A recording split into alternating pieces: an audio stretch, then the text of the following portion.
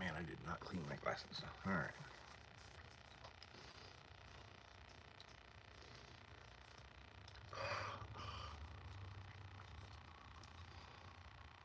There I go.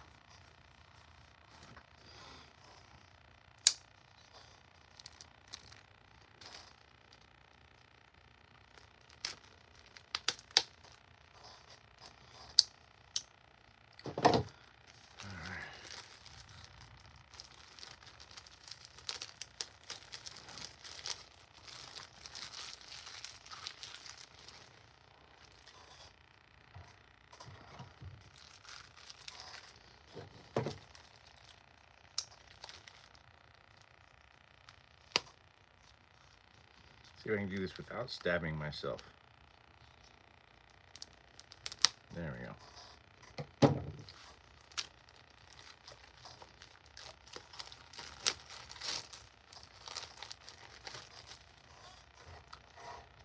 All right. Let me go throw this away. Be right back.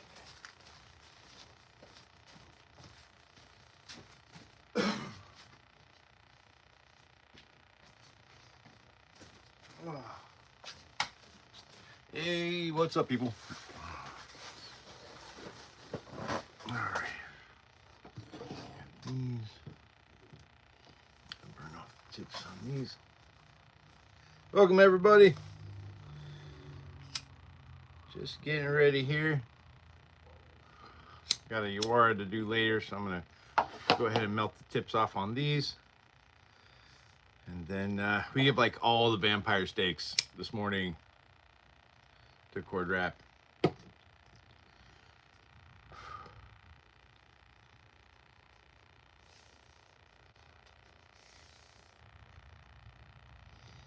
right.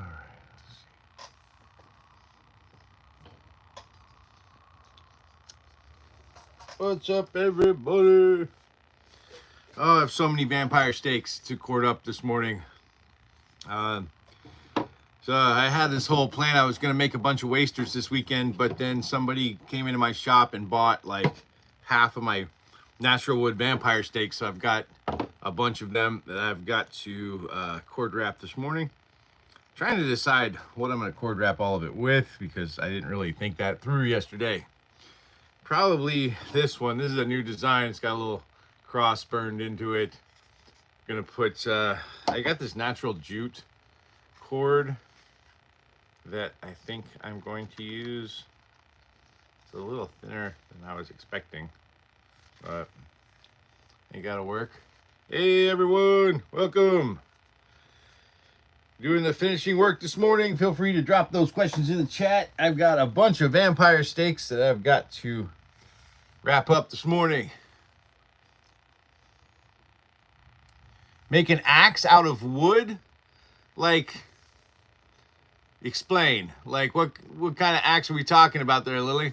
Like, you mean like a practice axe?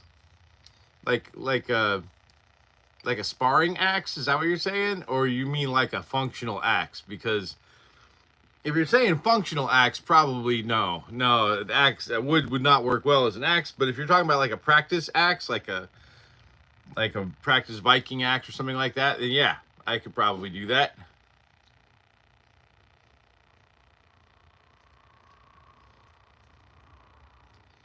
I would think. I'm not sure I like that. It doesn't really contrast very well. I don't think I'm going to do jute on that one.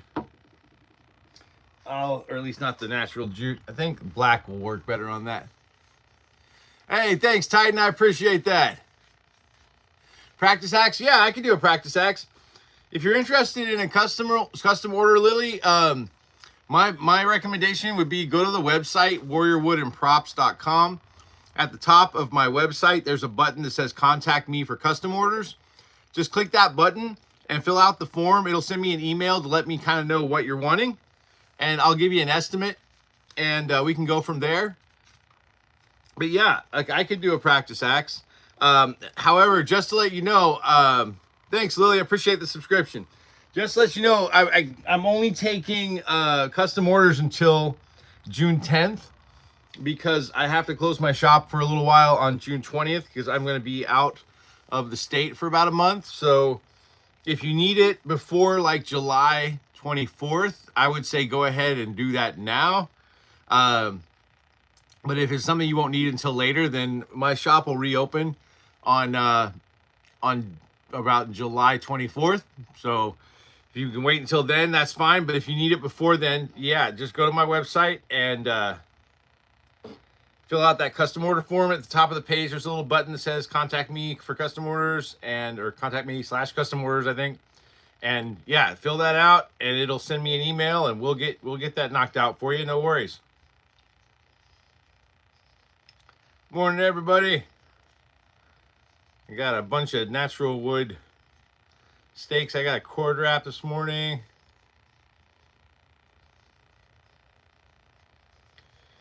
This is a newer design I had in my head. Thought I'd give it a shot. I didn't do any treatment on this wood. I just left it bare wood. Thought I would look better without any tung oil or stain. Everything else is either stained or tung oiled this morning. Got a bunch of new steak designs because somebody on my eBay bought like almost half of the natural wood steaks that I had in stock.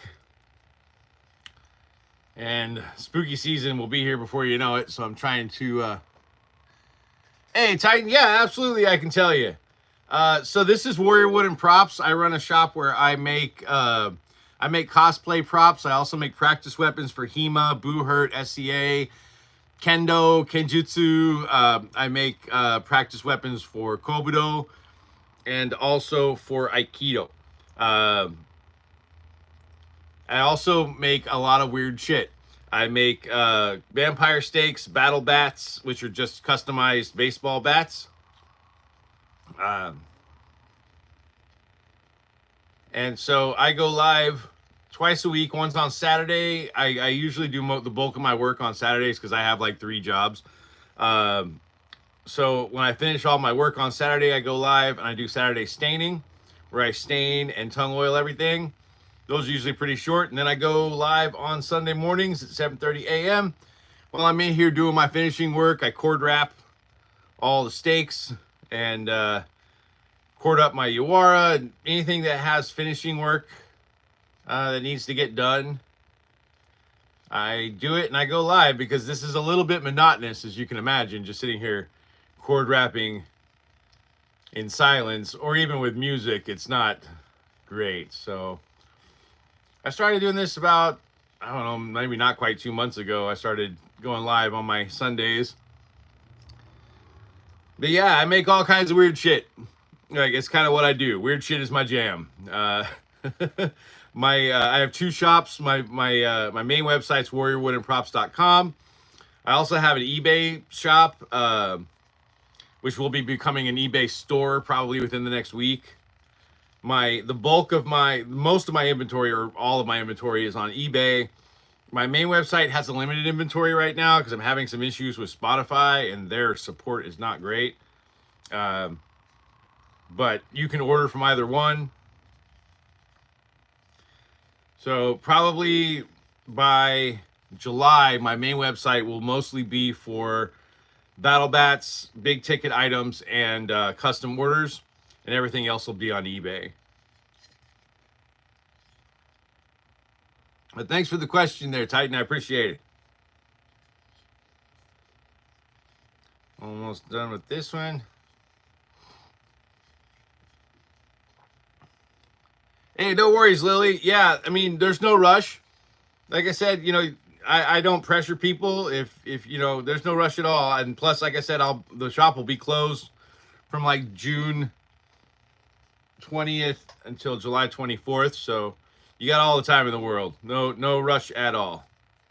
When you're ready for me to make your thing, just contact me and we'll get you taken care of. And by the way, Lily, just so you do know, if it is a practice weapon, all of my practice weapons are guaranteed in my shop. So my bow Ken, anything that I say is for practice is guaranteed. So if you go to use it and it breaks on you, I will make a replacement for you at no charge. You don't have to return the one you bought or anything. So, you know, now there are some like minor limits on that. Like, you know, if you're smashing it against a solid sedentary object like a telephone pole or an unpadded practice dummy, that will void that guarantee. But other than that, if you're using it for sparring or anything like that, any basic normal use, and it breaks on you, I will replace it, no charge. I've only had to do that, I think I say this every time I go live just about, but I've only had to do that once in the last 3 years. So my stuff is built to take a beating. All right, there's one vampire steak down. I do have some wasters in the tongue oil I need to buff out real quick. So if you guys, I'll be right back. They're right behind me. I just need to buff them out real quick, and then I will move on to the next steak. Oh, these wasters! I was gonna make like two. I was gonna make 2 European beef broken and 2 Viking wasters, but unfortunately, I ended up having to refill my steak inventory because somebody bought a bunch of steaks from me. I mean, I had this Sinner's steak also that I had made. It was supposed to look like a barstool leg, and somebody bought that last night, so that one's gonna ship out tomorrow.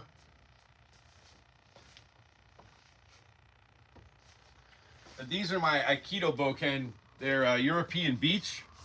I have other ones that I make out of hickory. They're all made out of pressure treated beech and hickory, which is the same blanks and the same wood that they use to make axe and sledgehammer handles. So as you can imagine, it is extremely strong wood. I make sure the grain is always facing the correct direction, and I don't use any wood with cracks or voids. I'm very careful about the wood that I use because I want my stuff to last for a really long time.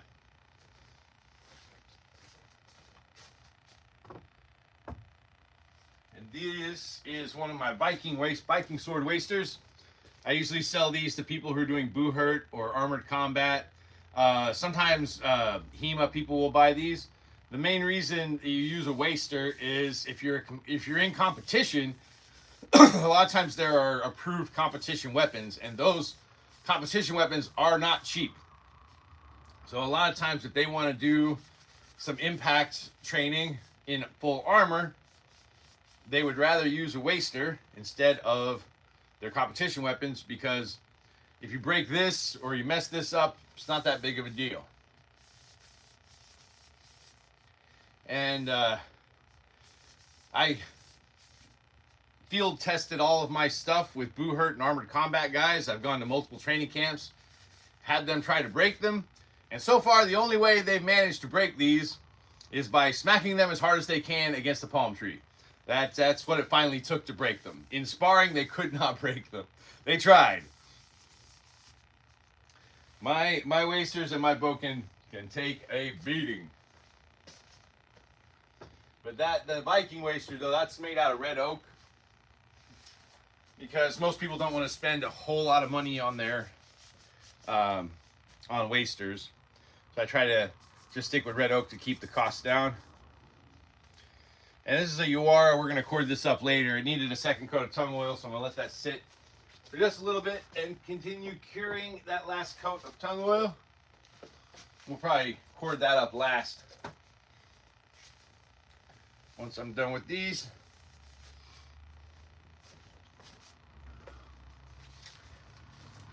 All right. Now I gotta do these steaks. For this one, this is Osage, I think. I was told this was Osage anyway.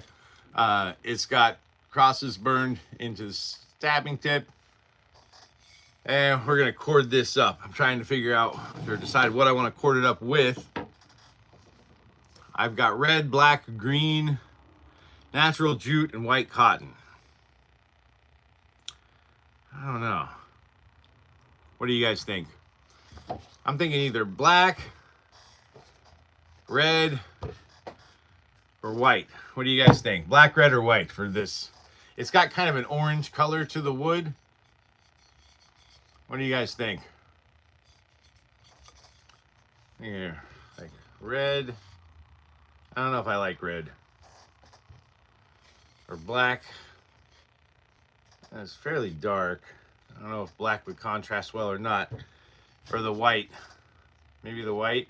What do you guys think? I don't know. I feel like I use the white too much. Well, you guys don't have opinions. I'm going with the white, I guess. If you have an opinion on this, put it in the chat so I can make a decision. I'm very indecisive in the mornings.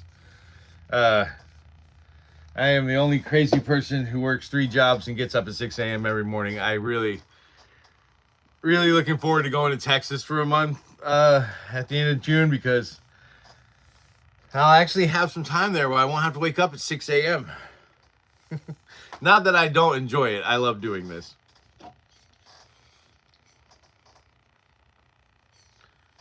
But yeah, this, a lot of my natural steaks, so I live in Florida.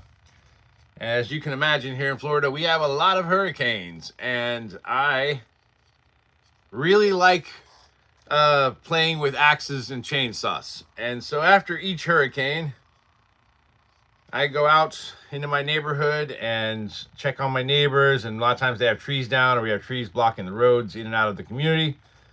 So I run around with a chainsaw and axe and cut stuff up, and when I'm doing that, I'm able to usually harvest some wood that I can use for steaks and whatnot. And so all of these steaks are hurricane steaks. They're all made from wood harvested from a hurricane, which I realize doesn't make the wood any better or worse, but it sounds cool when you say that your steak is a hurricane steak, you know, came from hurricane wood. I think this Osage, I think this one came down. I think I got this one after Milton, I think. I don't know, it's been a while. We've had so many hurricanes in these last few years here in Florida. It's been nuts. You had Ian and Helene and Milton. We had Helene and Milton last year. Ian, I think, was 2022. Holy crap, that one was crazy. We had a giant oak tree behind our house. Its trunk was probably about 3 or 4 feet wide. And Ian, we sat in the eye wall of Ian for about 8 hours, it seemed like. And it ripped that tree right out of the ground, like uprooted it. Which I was very sad about. I was hoping we could save it, but we couldn't. And it was that tree's last day. So I spent like 3 weeks out there chopping that tree up with a chainsaw and axe.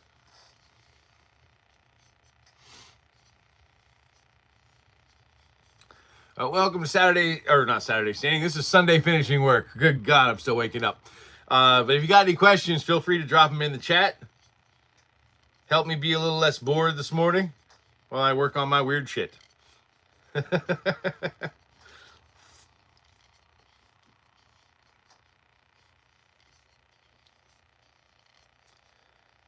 I got one more natural steak. Natural wood steak. When I say natural wood, it just means wood that came directly from the tree. It's not, I didn't make it from lumber. I like making these because I can naturally harvest the wood. I think this looks cooler when you have a steak that's made out of natural wood. I don't know, it just kind of looks, it has a little bit more of a personality to it.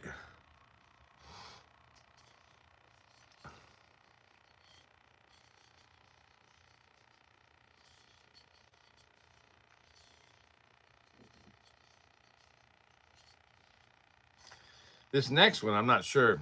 I don't know. This one's a dual-ended one. And I'm going to wrap the center here. I haven't decided how yet. Or with what. So, you got any opinions on that, let me know. That one's Southern Live Oak, which we have a ton of here in Florida. It is everywhere. probably 75% of the wood I harvest after hurricanes is southern live oak.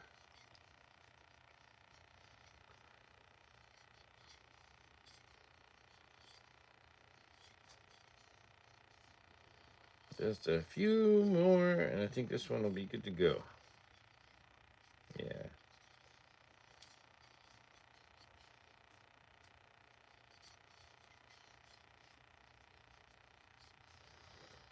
All right.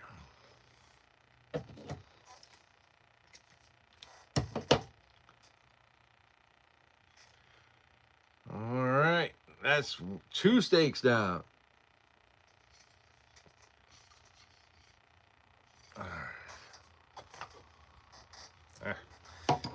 I swear, it's so hard for me to focus up close with these glasses these days, which is weird because I'm nearsighted. Not quite sure. I have bifocals, but they don't seem to work great these days. I don't know what that's about. But if you're just joining us, this is my Sunday finishing work live at Warrior Wood and Props. I do this every Sunday at 7:30 in the morning Eastern time because there's something wrong with me. Because who else is up this godly hour on a Sunday? There's this one. All this stuff will go up on my eBay shop later today if it's not already on there. Most of the natural wood ones aren't on there yet. I got this. This is a southern live oak. One, I kind of liked the curve on both sides, so I went ahead and just made it a dual-ended stake. This one has all of these are tongue oiled. This one's tongue oiled. This one's tongue oiled, and then I've got this Padauk steak that's also tongue oiled. And then we're gonna move on to my other stuff. I've got some stained steaks. I'm also doing a new hickory dagger type that's stained. I'm gonna jute cord wrap the handles on these. All right, make sure I don't have any stain on my hands. I do not. This one, I think I'll just stick with the cotton cord. I usually do cotton cord with these, or sometimes I'll use paracord, but I don't know. Paracord, I just feel like most people don't like it when it comes to steaks. They're just not big on paracord. If you got any questions while I'm doing this stuff, feel free to drop them in the chat. I love questions because they give me an opportunity to talk, and that is like my favorite thing in the world to do. So, all right, come on here. Get on there. Pin down. There we go.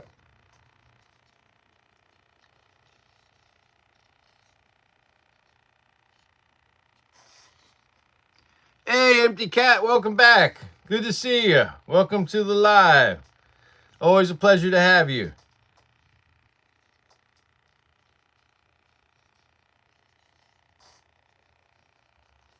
I appreciate everybody being on this early in the morning because I realize that 7:30 a.m. on a Sunday is a very early time to be watching YouTube.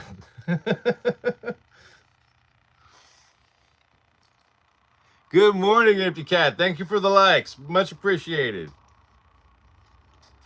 We're just cord wrapping some steaks this morning. We got so many vampire steaks to cord wrap. It's funny because my plan for this weekend did not include a lot of steaks. Originally, I was just planning on doing mostly bow cannon wasters this weekend, which I thought I was going to have a very short Sunday live this week because it only had a couple things that I was going to need to wrap up. But then I had somebody come on my shop Saturday and buy up a whole bunch of my steaks. So I decided I should probably go ahead and beef up my steak inventory again because spooky season is coming, folks. And for most shops, I feel like their big shopping season starts in like November. Not me. My season starts in like late August, early September because people start buying stuff for Halloween. And I make a lot of stuff that's Halloween adjacent for cosplay and for horror themed stuff. I've got horror themed baseball bats, battle bats, vampire stakes. I've got, you know, like prop sai that look real but are rubber. I've got, you know, prop nunchucks, which I don't really sell on eBay because eBay's a little weird with nunchucks. So those are on my main shop. But I make battle bats and custom props and all kinds of stuff. So Halloween, usually that's like the holiday season part 1 for my shop. And when I get back from Texas, I'll get back from Texas on like July 25th or 26th.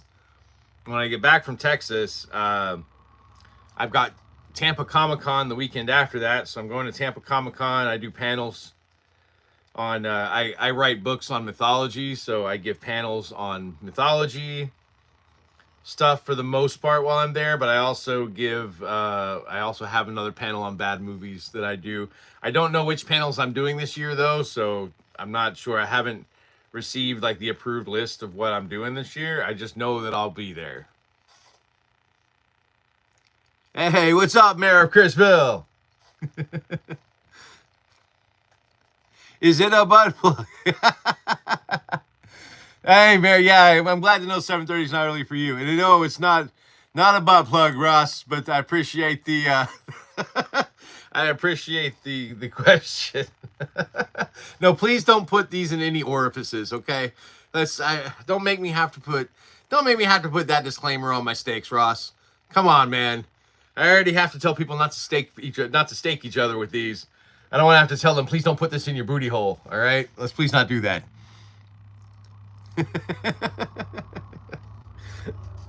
All right, let's see. Yeah, a couple more, and that should be good to go. There we go.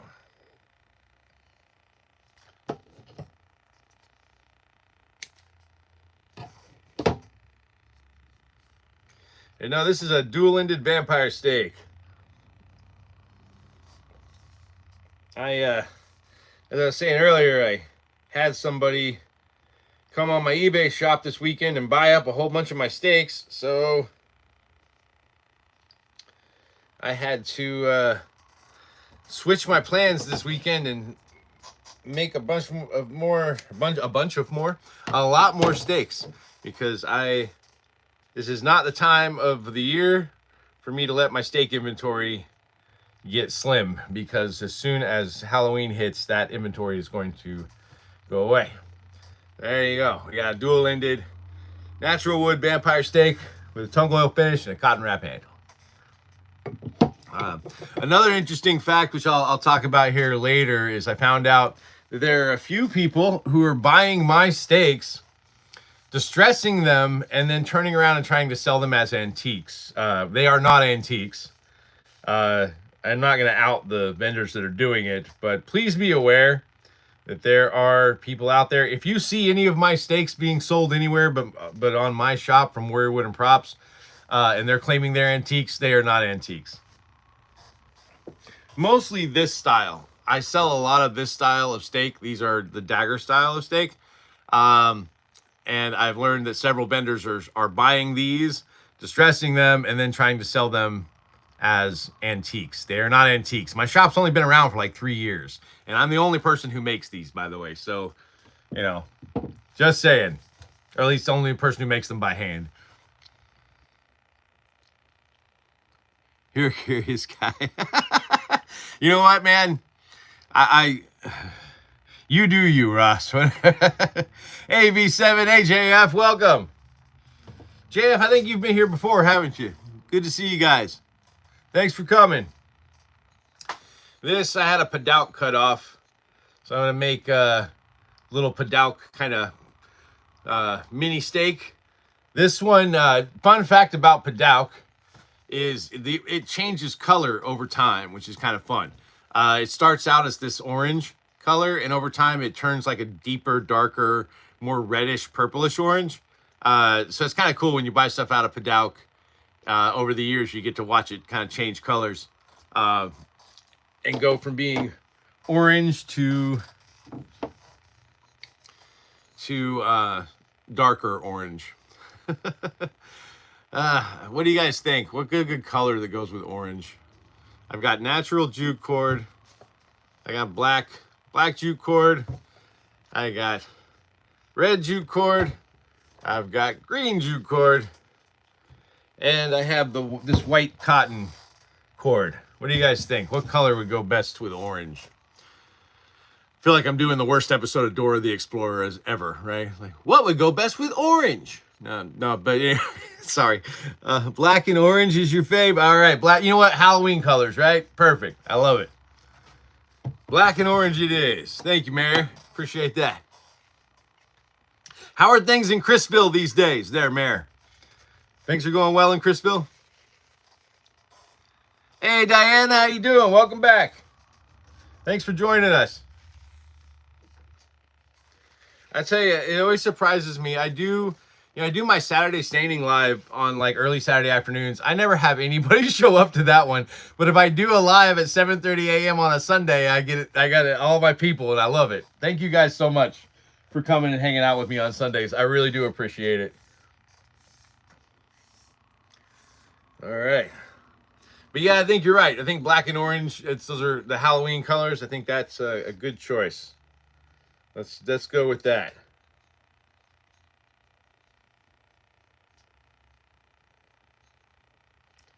Actually, I think it'll look better if I put it on the side here.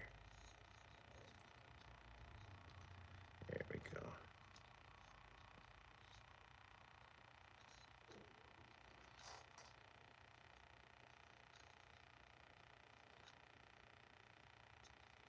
There we go.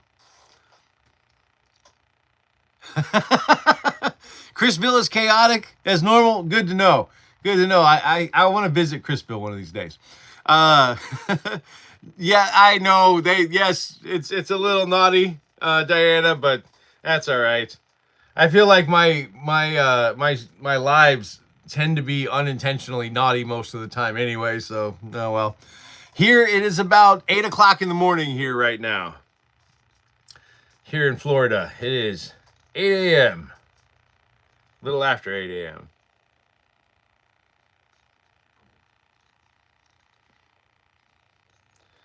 I've been up since 6 a.m. Sometimes I miss sleeping in. I don't really sleep in anymore. I am so boring these days, you guys. I get in bed at like 7:30 at night. I take a gummy. I watch the Mystery Science Theater 3000 in the background. Mess around on my phone. At about 8:30, I take some my sleep meds, and by about 10 o'clock, I'm out cold. It takes me 2.5 hours to go to sleep.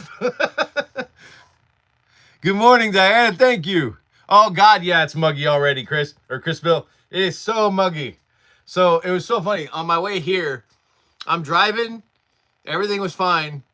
And as I got to like the intersection, turned into my shop, I'm coming up, and I must have hit like a fog cloud or something. It's all of a sudden my window's fogged on the inside and the outside. I'm like hitting the defrogger and my windshield wipers at the same time because I suddenly couldn't see anything. It happened in like 1 second. I must have hit a little moisture pocket or something there. Coffee or nope? Absolutely. But I actually switched to decaf. But I do drink coffee.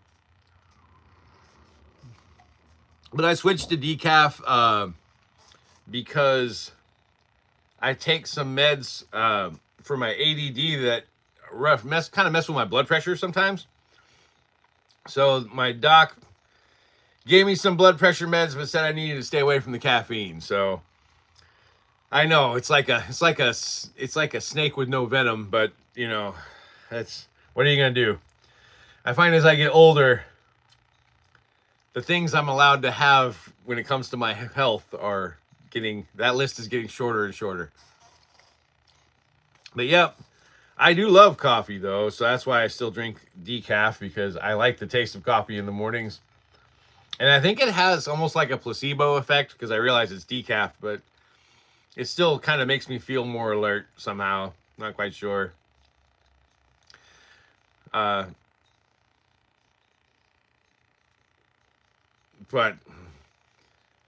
when I'm on my meds, coffee works fine as far as my ADD is concerned. But it's weird when I'm not taking my ADD meds. If I drink coffee, it makes me tired, which is the weirdest thing. Like if I don't take my ADD meds and I drink coffee, it has like a calming effect instead of a stimulating effect. It's a weird thing with ADD. We have a strange relationship with caffeine. But if I'm medicated, it works as intended. But if I'm not medicated, it do not work as intended. It does help me feel calmer. It doesn't necessarily make me sleepy or anything. Just makes me feel very calm.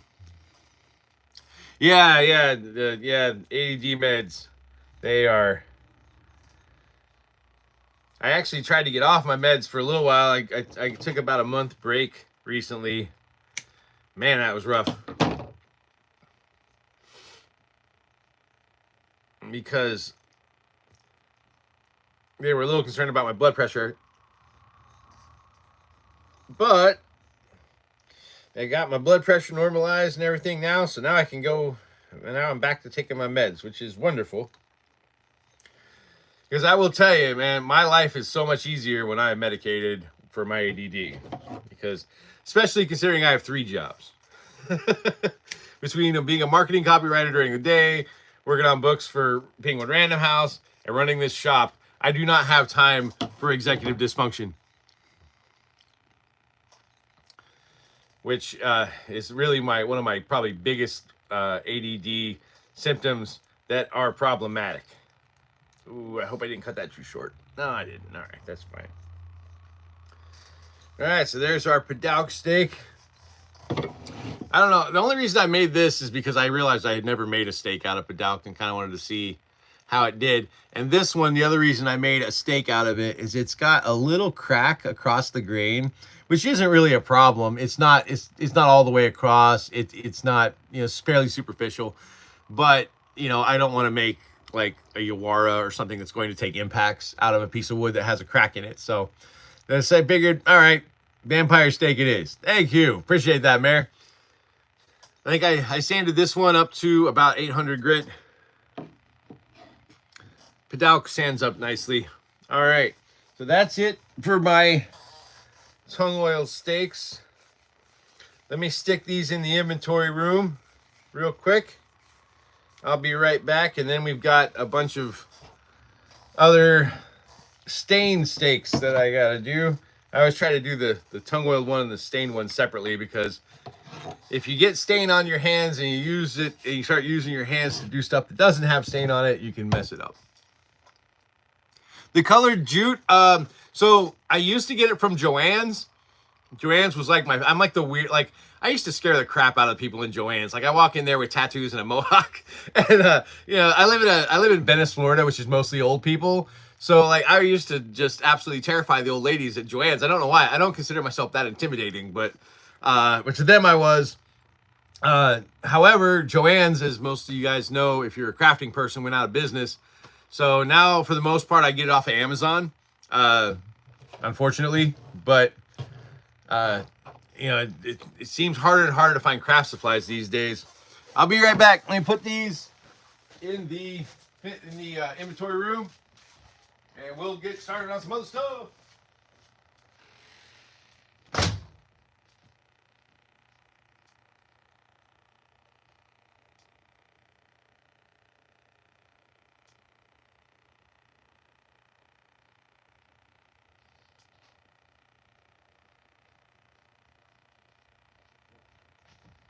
Actually glad I did that, because I need my respirator.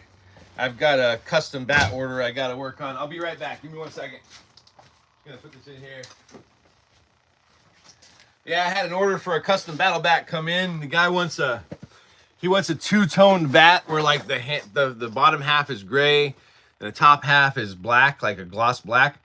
So I'm gonna do a two-tone bat, and then he wants painted barbed wire. He wants neon green barbed wire. So I've got to paint barbed wire, which is always rough. Then I have to wrap the bat in the barbed wire, which is even harder because it's very difficult to wrap a painted bat in barbed wire that's also painted and not scratch up the bat, or transfer the paint from the barbed wire to the paint on the bat. So It's going to be an interesting project. We'll see how well that works out. So like I said, I've got this. I've got a couple of these Hickory ones that I've stained and distressed a little bit. This is the first time I've done it this way. Mostly I'm doing this to piss off the people that are selling my stuff as antiques. Oh yeah, jute is awesome for grip. It really is. And it's not a super expensive, material. But it's strong. It's got really good, like, it's rough, so it gives really good grip and friction. And then we've got this one, which I'm a little disappointed in. I went to staple this one together, and I accidentally lined my staples up wrong, and it cracked the wood. So I don't know. I haven't decided if I'm even going to finish this one yet. This was from an ash cutoff. I was trying to make like a little mini cross stake. But yeah, I don't like selling stuff that's not, it's all, messed up. I might auction this one. I don't know. Just do like a penny auction where the person just pays shipping. I don't know. We'll see. See how I feel about it later. We'll get this poplar one knocked out first. Yes, I do make crucifixes if you want them. I don't do like the fancy ones with, Jesus hanging on them, but I also make a lot of like cross stakes. I probably have like 2 or 3 different designs of cross stake on my shop. I've got big ones, small ones, long ones, skinny ones, all kinds. But yeah, so I was talking about this earlier. So I found out that there are multiple vendors that are buying these from me. And then they're distressing them, staining them, and they're selling them as antique vampire stakes. And when I say they're selling them as antiques, I mean they're selling them at antique prices. Like, I've found several vendors that are selling these for like $85, which is ridiculous. So I'm going to distress these, stain these, wrap the handles in jute, and I am going to sell these on my shop for about $40. So they will be less than half of what these idiots are selling these as knockoff antiques for. That kind of ticks me off. I'm sorry. Mostly because I work really hard on these daggers. They're very difficult to make. Sanding them takes a very long time, and I sand them up to 1,000 grit. Then somebody buys it, cuts it up, distresses it, stains it, and sells it as an antique. Yeah, I know. I should do something like that. I actually have a medallion for burning my shop's logo. Unfortunately, I had to change the name of my shop from Warrior Arms and Props to Warrior Wood and Props because the word arms is an issue, apparently, because if they assume you're selling firearms. So the word arms was becoming a problem. So I changed it to Warrior Wood and Props. So I need to get a new wood burning medallion that says Warrior Wood and Props instead of Warrior Arms and Props. I need to get that done. Because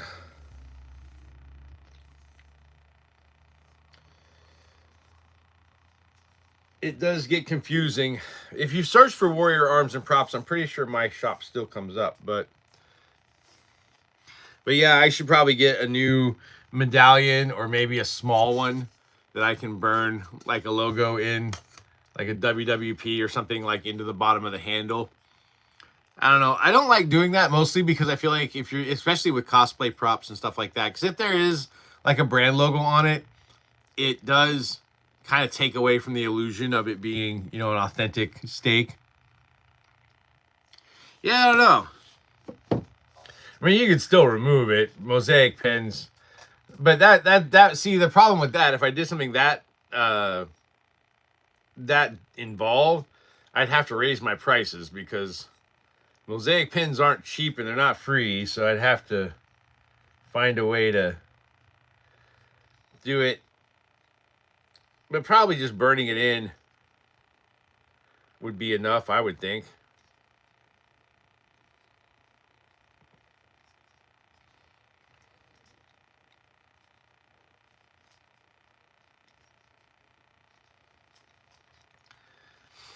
I mean, I'm not necessarily upset about the fact that they resold my steaks.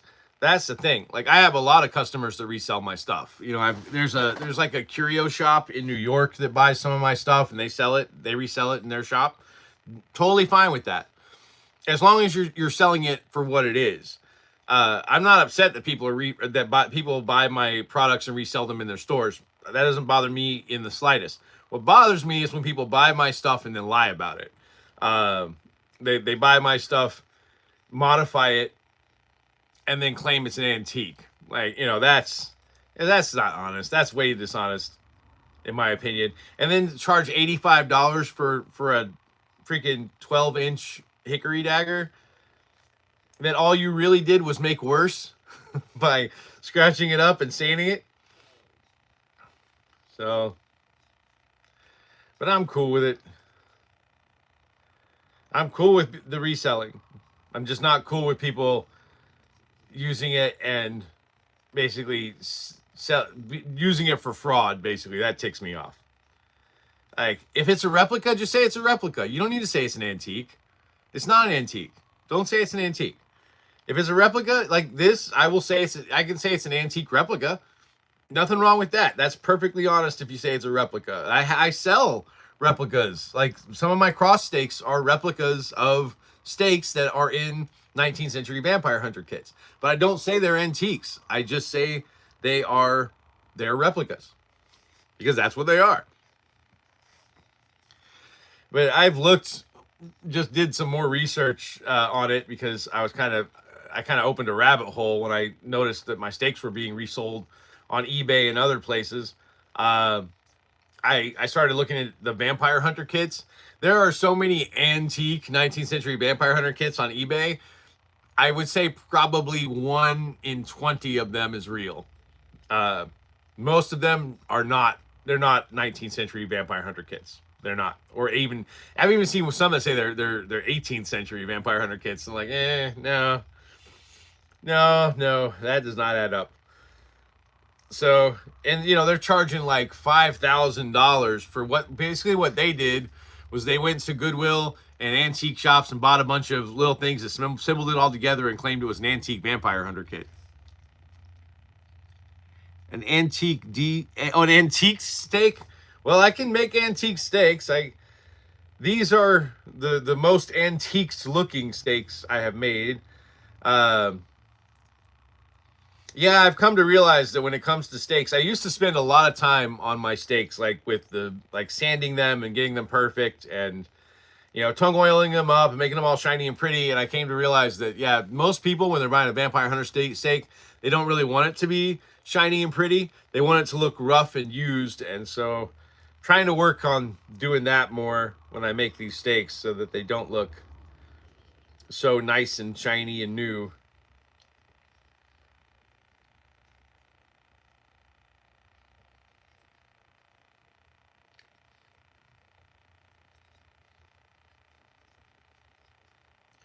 But I can promise you, if you buy antique looking steaks from my shop, you will not be paying antique prices, because I will not be doing that, because that is dishonest and it really ticks me off.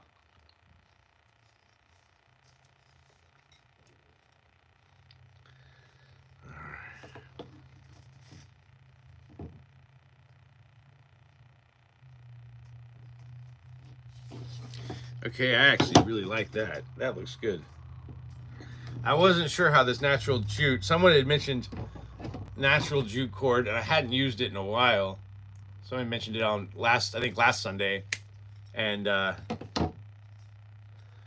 realized, I haven't used that in a while, so I bought some, and I'm glad I did, because I think that looks pretty sweet on this. Do a fart?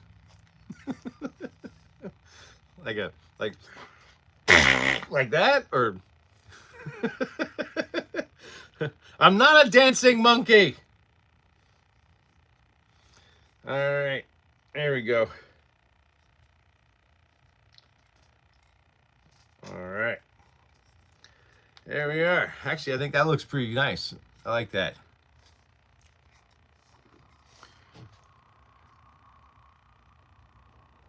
Says PD. Silent but deadly.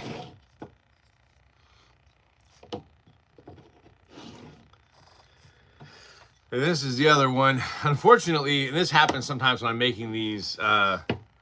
This one ended up a little shorter than this one. I'd say it's only like a 1/4 inch difference, but I don't sell stuff that's that far apart in length, so I'll probably be listing these separately on eBay.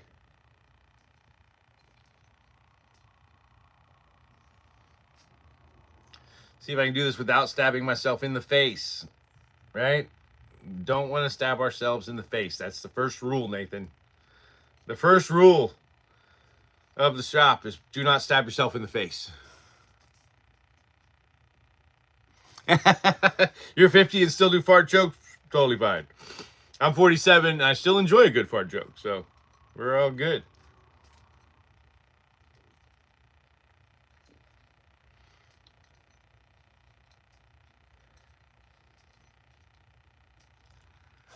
Yeah, I'm 47. Most people are surprised when I tell them how old I am, and I don't think it's because of how I look. I feel like I look my age. And it's mostly the way I act. People are like, because I don't act my age, which is all right. Nothing wrong with that. I hope I never act my age. Oh yeah, dude, this Hickory.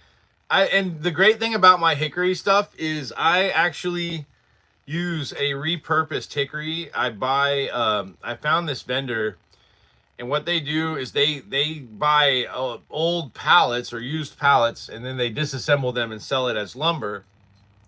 And I'm not quite sure who's out there using Hickory pallets, but they have tons of like Hickory pallet slabs. And so I buy a bunch of it from them. It's really nice wood, and it gets a second life, which I always like. I like to repurpose wood. I hate to see wood go to waste. I also hate seeing wood just get turned into mulch or wood chips. So I always try to find, if I can find wood that's either naturally harvested or is being repurposed in some way, that is the wood I will go with. Because wood is a renewable resource, but trees don't grow super fast. But yeah, I also make this style of dagger out of oak, which I think I may do. I may make some oak ones, like some longer ones out of oak. I can sell them at the same price, but the oak ones will be bigger. They'll be longer than these.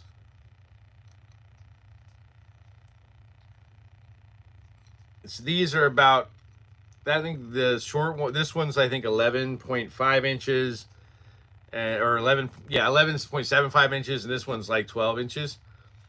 So on the oak ones, I'll make them usually around 15 or 16 inches long, which looks really cool. But one thing you have to be aware of when you buy a dagger stake that's that long, this taper, has to go from the base of the blade up to the tip. So the longer it gets, the thinner this last little part that goes to the tip gets, and the tip on those can get a little fragile. So you do have to be careful using those. These Hickory ones, you don't really need to be careful with. I actually sold one of these. I had this guy, his daughter was turning 13. She's really into vampire movies, and so he bought her these bought her some of my Hickory daggers, which are just not these kinds, the kinds that aren't distressed that I do tongue oil with. He bought those for her birthday, and he sent me a picture within like 2 minutes of her taking them out of the box. She was stabbing the box with the tip, and she's like, "So just to let you know, your tip held up." I was like, "Oh, that's good to know." You always wonder, because I don't really impact test these, because they're daggers. They're wood daggers. They'll eventually break, but they will hold up to stabbing through cardboard, apparently. So that's good to know.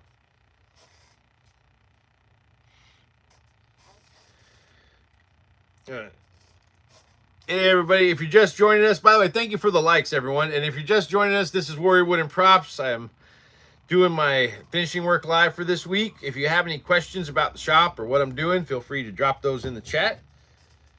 I will gladly answer them. Just cord wrapping up these Hickory daggers.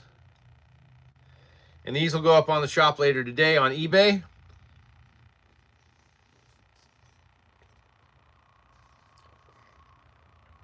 Oh, yeah. Let's not rest that tip down. Okay.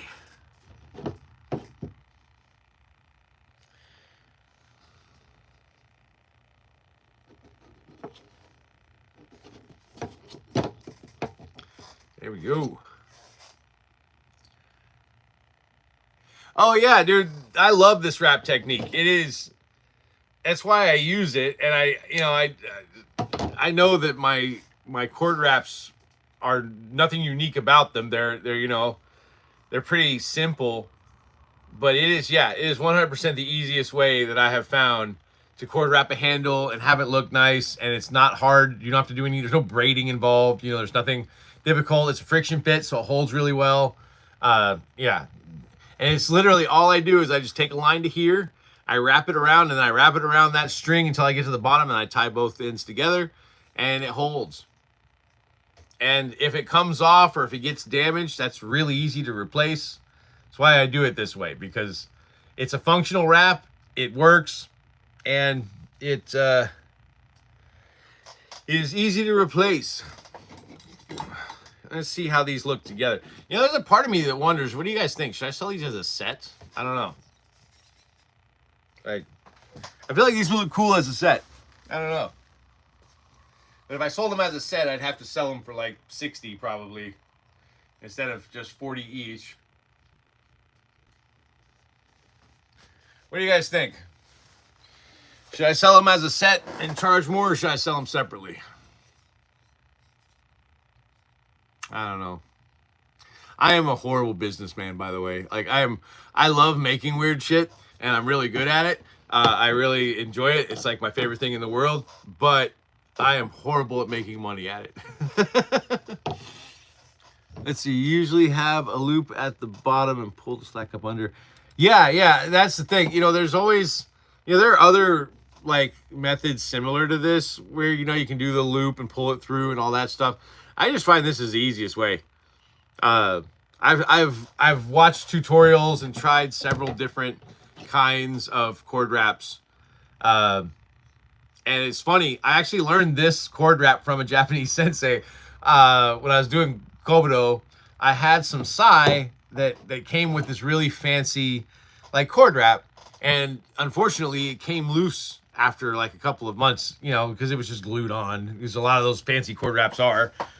Because they don't hold very well. And I was kind of upset because, I was young and my family didn't have a whole lot of money. And so, like my mom had just bought those sai for me to use in my karate class and my Kobudo class. And so, I was kind of upset because I thought I was going to have to get new ones because I was like 11, I didn't realize you could just replace the handle. So my sensei, sits me down and he goes and grabs some string and comes over and shows me how to do this. And he was like, hey, there you go. Now you're fine. You're good. I was like, crisis averted, When you're a kid, you think everything's a crisis. Then you grow up and really realize that the world never really ends, right? I swear, if I had a dime for every time I thought my world ended, I'd probably have about $1. And spoiler alert, my world never ended. I always recovered. So it's a good thing to keep in mind when you're younger. The world is not going to end. I know it feels like it sometimes, but it really doesn't. Even when it seems like there's no way you're going to be able to recover from a situation, you will. Stuff always seems to work out in some way or another. It may not be the way you want it to be, but it will. Let's see. I was trying to think. Yeah, white cotton. White cotton seems to go good with this stained poplar, so let's say that's a good handle. The nice thing about my stakes this morning is all of them are long, or their stabbing tips are pre-measured, so I don't have to mark them to make sure I get that 6-inch minimum on the stabbing tip. Which, by the way, fun fact, again, this is one of the things I probably end up saying in almost every live that I do. If you're going to stake a vampire, it is very important that you have at least 6 inches of stabbing tip, because the clearance from the front of the chest into the heart is the distance is 6 inches. So if your stake is shorter than 6 inches and you stab a vampire, you will not reach the heart, and it will not work. So your stake has to have at least 6 inches of stabbing tip. And that's only like if your vampire is of like an average build. You know, if your vampire has like very thick chest muscles or is somewhat overweight, you may need a longer stabbing tip like this. I actually have a plan. I'm gonna try to shoot some long form videos before I leave for Texas so I can post those while I'm gone. I'm going to do one on how to upgrade a cheap bowkin. I bought a super cheap bowkin. I'm going to show how to take a super cheap bowkin and make it a slightly less super cheap bowkin and make it last a little longer. Which again, that was another thing I learned as a kid, because my family didn't have a lot of money, but I studied martial arts. And so, you know, when I got a bowkin to use in Kobudo class, you know, it was the cheapest bowkin my mom could find. Usually we would just run over to Century Martial Arts at the mall. If you don't know what Century Martial Arts is, you probably don't have back pain like I do. But Century Martial Arts is a very well-known martial arts supply company. Chuck Norris was the face of Century for a long time. Their gear's not that great these days, but back then they were pretty good. But my mom would just buy whatever the cheapest bowkin was, so they would crack all the time. And so same sensei that taught me about the cord wrap took me aside and showed me how to like sand and oil the bowkin so that it would last longer. And it does. And literally just sanding it and giving it a nice mineral oil soak. Yes, the vampire might need more than 6 inches. Yes, 100%. You gotta always have, but that 6 inches is minimum. If you're stabbing them with less than that, ain't gonna cut it. Now, well, I as far as my opinion, I think 6 inches is a very respectable size. I'm sorry. I'm sorry, everyone. I shouldn't have. That was unnecessary. I apologize.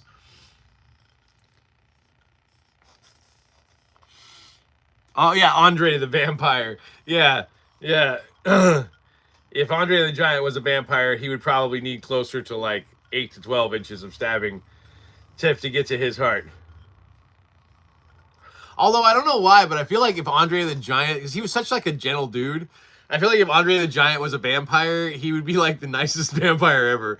I feel like he like asked permission before he bit you. Like, I don't feel like I could stake Andre the Giant if he was a vampire. He was a good dude.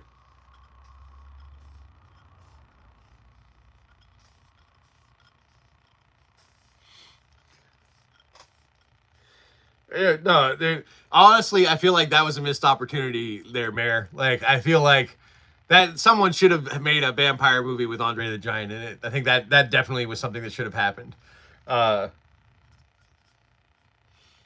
Yeah, but Lou Ferrigno's still around. I mean, he's kind of a gentle giant. We could do it with Lou Ferrigno. You imagine Lou Ferrigno as a vampire? Oh my god, that would be crazy. I love watching bad movies, and I actually have a few 90s action films that have Lou Ferrigno in them that are on my list. I need to pull the trigger on those sometime. He made some crazy bad action films in the 90s, and I'm here for it. I love bad movies. I don't like intentionally bad movies though. Like if I like bad movies where like they put blood, sweat, and tears into a film and just made it a piece of absolute garbage. That is my favorite thing ever. I'm not a huge fan of like Sharknado and stuff where like if they went into it going like, okay, people, we're gonna make a bad movie. It's kind of like how I am with Trauma. Like Trauma, I'm kind of hit and miss with Trauma films. like, I love the Toxic Avenger and Nukem High, and all the classic Tromas. But there are some films, that like I'll start watching it and you see that Troma Productions logo in the beginning, and I'm like, oh god, like I'm either gonna love this or I'm gonna hate this, because there is no middle ground with Troma. You either you watch one of their movies, you either love that movie and think it is like genius, or you just absolutely hate it. And there's no middle ground with Troma. Oh, Swamp Thing. Hell yeah. Now, the original Swamp Thing, even though, yes, not the greatest, I thought was actually pretty good. However, you have to remember, I first watched the original Swamp Thing, I was probably about 5 years old, because I was raised in the 70s and 80s, and my parents were baby boomers, and they didn't really give a shit what you watched when you were a child back then. So yeah, it terrified me when I was a kid. However, if you want to see an absolute slice of fried garbage, The Return of the Swamp Thing, the sequel with Heather Locklear, holy crap, my man. That is horrible. Absolutely horrible. And I highly recommend it. Yeah, check out Hatchet. I'll have to look that up. I don't know if that one's on my list yet. I'll have to give that one a Google. All right, now I got to make a decision. Do I just toss this? What do you guys think? I mean, it doesn't look good. I'm trying to decide if I should toss it or if I should just cord wrap it and put it up for auction. I do not like the way it looks. It does not look good. The staples, I accidentally lined the staples up wrong, so they ended up hitting each other, and it caused the epoxy to separate, and then it made the cross beams all messed up. Like, I could cord wrap this and, just call it good and sell it for like a penny on eBay, just pay the shipping, or I can just toss it. I hate to do that because this is white ash, and white ash is fairly rare wood these days. But the other issue with it is, like, the staples went through it on one side, so you've got like sharp ends on it. I don't know.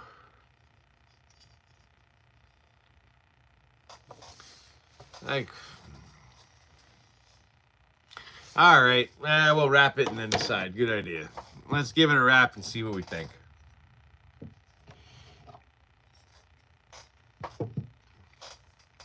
I'll just stick with the white, I guess, with this.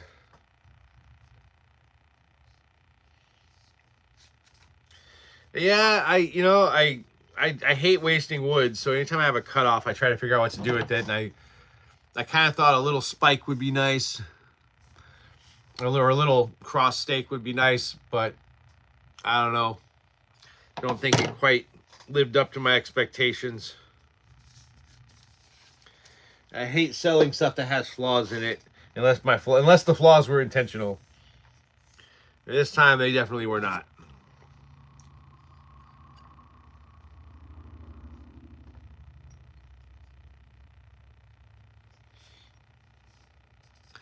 Welcome, everybody. If you're just joining us, this is the Sunday Live for Warrior Wooden Props, doing my finishing work.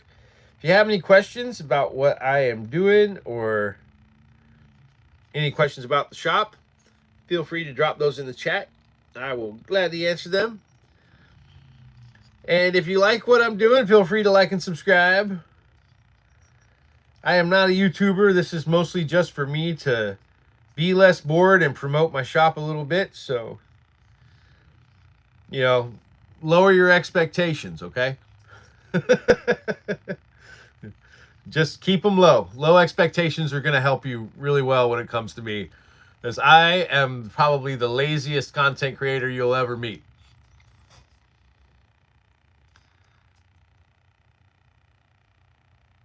Ooh, a tiger eye stone. I bet that look cool.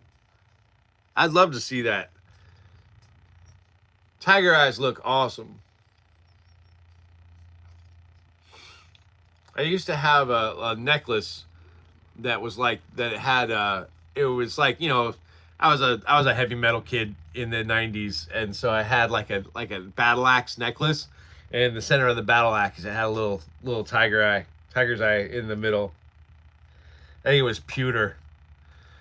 I'm pretty sure I bought that at Spencer Gifts back in the day. You know, these were the days before Hot Topic, when Spencer Gifts was the closest thing we had. Is Spencer even around anymore? Oh no! Oh, that's always the worst, dude. I hate that when I go to make something and it's like there's just a little detail, and you get done and you look at it and you're like, oh shit! Like it would be perfect aside from this one little flaw that probably nobody else is gonna notice but me, but it's gonna bug me for the rest of my life. Oh my god, I hate that. Like, luckily for me, like I have a significant other who kind of helps me,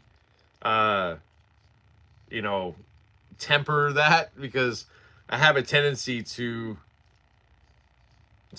not think I should sell stuff if it has a flaw. But she's like, you know, it's handmade.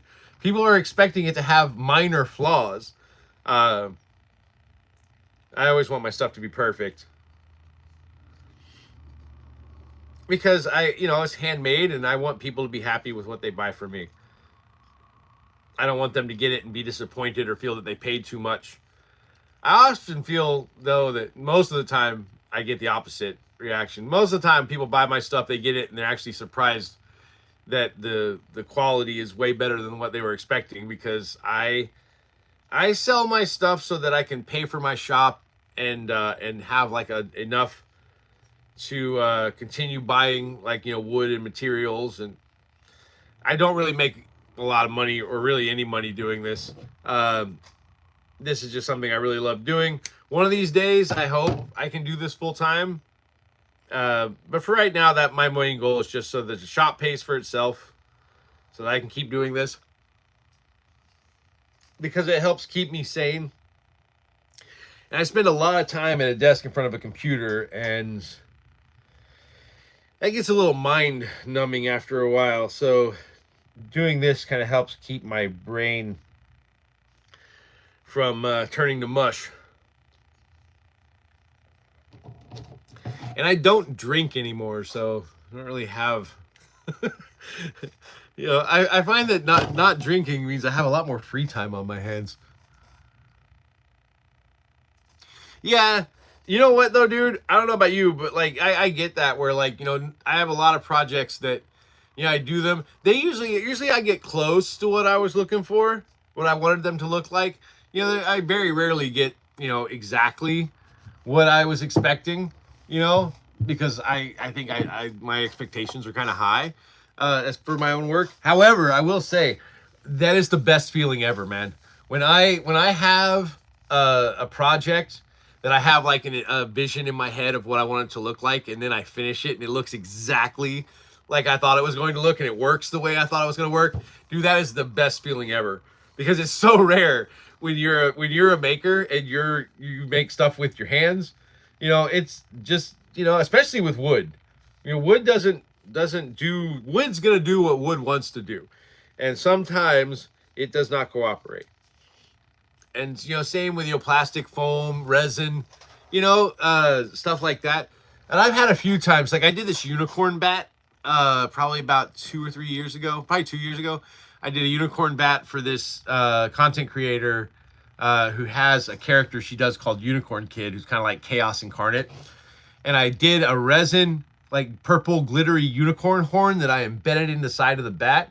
And I put an LED light into the resin before it set. So the LED light was inside the horn and then I wired that to a switch on the bat.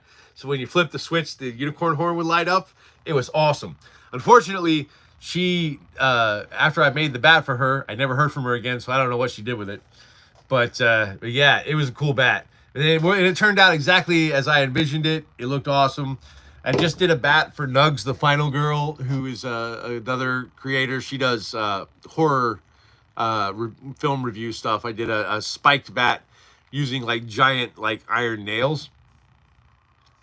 And yeah, sobriety's been great, man. I was one of those guys, well, I'll get on that in a minute. But anyway, I made this bat with nails for Nugs, the Final Girl. And again, it came out exactly the way I wanted it to. So that doesn't happen very often, but when it does happen, it feels amazing. But yeah, I think a lot of writers, we tend to kind of fall into this trap of getting, uh, using alcohol or weed or whatever to, kind of help with our creativity when we're young. I was part of that whole like, write drunk, edit sober, group of writers when I was younger. And then eventually I was writing drunk and editing drunk. And then I was just drunk, I got to a point where I realized like, I was hungover every morning, it was really affecting my work. And so I just decided, and it was affecting my relationships and stuff with people I cared about. And so I just decided it was time to give that up, and I did. And I went through a weird period there, with my writing where I didn't write for like a year or two and that was 8 years ago, and because I was worried I wouldn't be able to. I was worried I wouldn't be able to write without alcohol because I had been writing with alcohol for over a decade.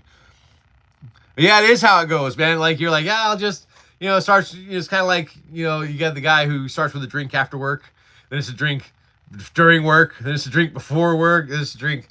It just kind of escalates. But yeah, I started writing drunk, editing sober, and then I was writing drunk, editing drunk, then I was just drunk all the time. And but yeah, it does go that way. But I have to say, now, I'm writing again, and my writing is definitely better than it was back when I was drinking. It takes a while. Not against anybody that does the right drunk edit sober thing. I don't think there's anything wrong with it. I have a lot of alcoholism in my family, and I think, I probably definitely have a bit of that tendency in me. I still drink every now and then. I might have like 3 drinks a year, usually in social situations, but I don't, and when I do drink, I don't get like shit faced. Like I don't get wasted because I'm 47, and if I do that, it's going to take me several days to recover because I can't party like that. All right, we got one more thing. This is I made a long pedalcuara. It's about 10 inches. I went ahead and did it with the center grip though, because these kind of palm sticks, the longer ones, you see a lot of these in like Kobudo, karate, and a lot of Filipino martial arts use these as well. The longer ones work well, aside from just being like an augmentation of your fist. You can do wrist locks with these, where like someone grabs your wrist, you can pull this over and lock it in. So the longer ones, you tend to see those more in the Filipino martial arts than in like Kobudo and karate. But, like I said, I don't like to waste wood, and I had this cut off, so most of my cutoffs will end up being, either Yawara or stakes. I've got like a box of like tiny little cutoffs that I can't really use for anything, that at some point I will remember to put it all together and just sell online, because I'm not going to waste the wood. I know, like, especially like people that do wood turning and stuff like that, they'll use wood blocks with resin to make their stuff. So, that way I know that wood's going to get used for something.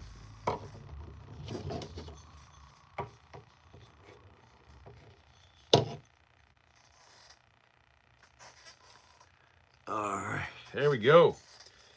There we got a Yawara. Oh.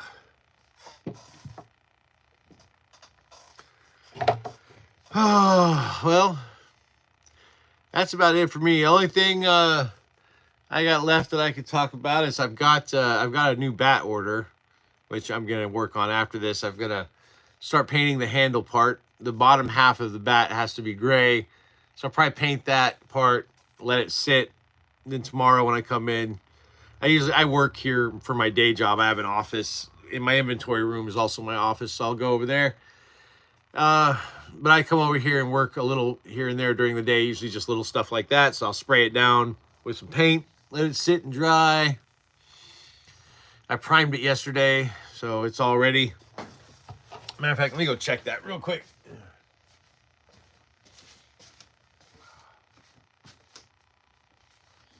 Yeah, so when this is done, I usually prime my bats because otherwise the paint doesn't really take very well. So I primed this up yesterday. So the bottom half here will be a gray, like a gloss gray. Top half will be gloss black. It'll get a black baseball bat wrap, handle wrap. And it'll have neon green barbed wire wrapped around the top here. And then the client wants his initials on the knob of the bat. This client actually ordered a bat from me last year in December for Christmas as a gift for somebody, and it was similar design. It was supposed to match. They had a BMW that was gray and black and had like a baby blue trim. So I did gray and black with a baby blue painted barbed wire, and it had their initials on the knob. Well, he really liked it, so he's come back and he wants one for himself. But his car doesn't have baby blue trim. It has neon green trim. So he wants neon green barbed wire. So now I got to paint barbed wire neon green and try to figure out how to wrap the bat with it without scratching the black and having neon green paint scratches all over the black. So that's going to be fun. It's going to be good times. It's going to go great. Gotta think positive. It's going to go great. Not going to have any problems. That's probably not true. I'm probably going to have problems. But anyway, I will be on for a few more minutes. If you have any questions for me, let me know. I'm going to take these last steaks here and put them in the inventory room. And so last week, also some people mentioned last week, I did not do a finished projects video. Sorry about that. To be honest, I didn't really have any projects that I did last week that were new. I try to only do like the stuff that's new to the shop in my finished projects. Otherwise, people are just seeing the same stuff every week.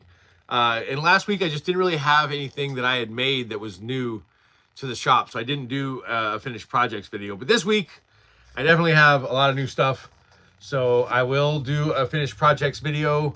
And I usually post those on Tuesday or Wednesday. Hey, absolutely, Bear. Thank you for hanging out with me again. I really appreciate it. See you next time. Thanks you so much. But yeah, so I will be doing a finished projects video this week with all the new stuff. And that's about it. If you got any questions, peace. If you got any questions for me, drop those in the chat now. I'm going to go drop this stuff in the inventory room. And I'll come back, answer any last minute questions, and we will call it a day. Also, I still haven't decided what I'm going to do with this cross. So if you have an opinion on that, please give it to me, because I'm indecisive on Sunday mornings.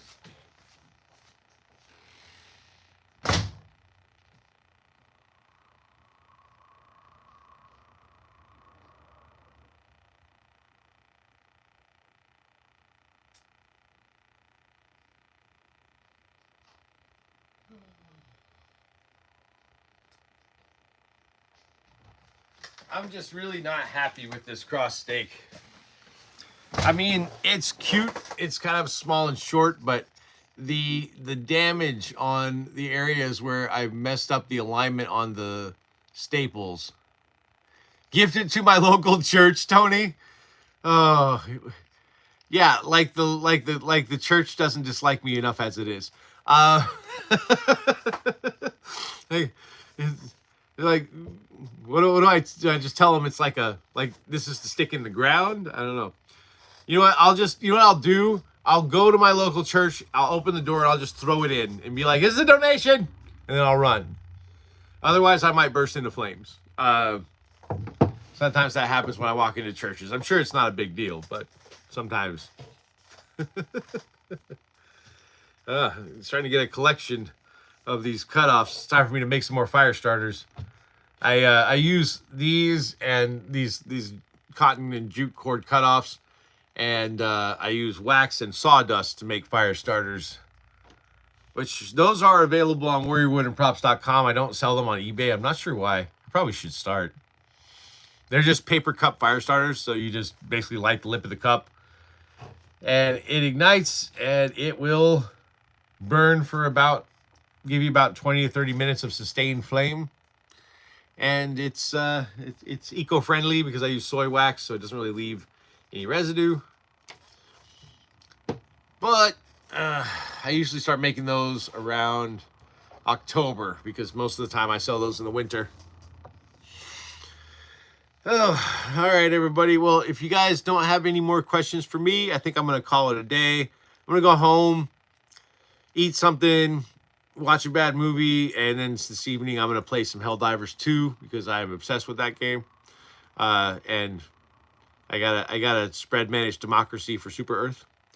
But my bad movie for this week, I think I've had Wang Wang. I don't know if you guys know who Wang Wang is, but he's awesome. It's W-E-N-G. Wang Wang, he's like a little person actor that did a bunch of like spy movies, like James Bond style spy movies in the 70s and 80s. All right, thanks, Tony. Thank you for my service. Which service are we talking about? I'm gonna go. I think I might watch a Wang Wang movie today. They've been on my watch list for years, and I've never pulled the trigger on them. But I'm flirting with the idea of watching a Wang Wang movie today. So we'll see. But if you're interested in watching that, I do my bad movie stuff on my Instagram. I don't really do it on YouTube. There are enough people doing bad movies on YouTube, and I'm not really interested in being a YouTuber. So. But I just enjoy if you my Instagram is NATR Brown 37 and NatR Brown 37. And I share the same stuff I share on YouTube as far as my shop. I don't do lives on there, but I share stuff from the shop and more stuff from my personal life and bad movies that I watch. So if you're into oh thanks. If you're into bad movies, go check out my Instagram. But yeah, here on YouTube, I mostly just do the shop stuff. All right, folks. Well, I think it's time for me to call it a day. But always, Tony, thanks as always for hanging out with me. Empty Cat, Mayor of Chrisville, all you guys, JF, all you guys that keep coming back every week. I really appreciate you guys so much. Thank you. All right, I'm gonna go eat something and watch a bad movie and try to enjoy the rest of my Sunday. Thanks again, everybody. I'll see you next week.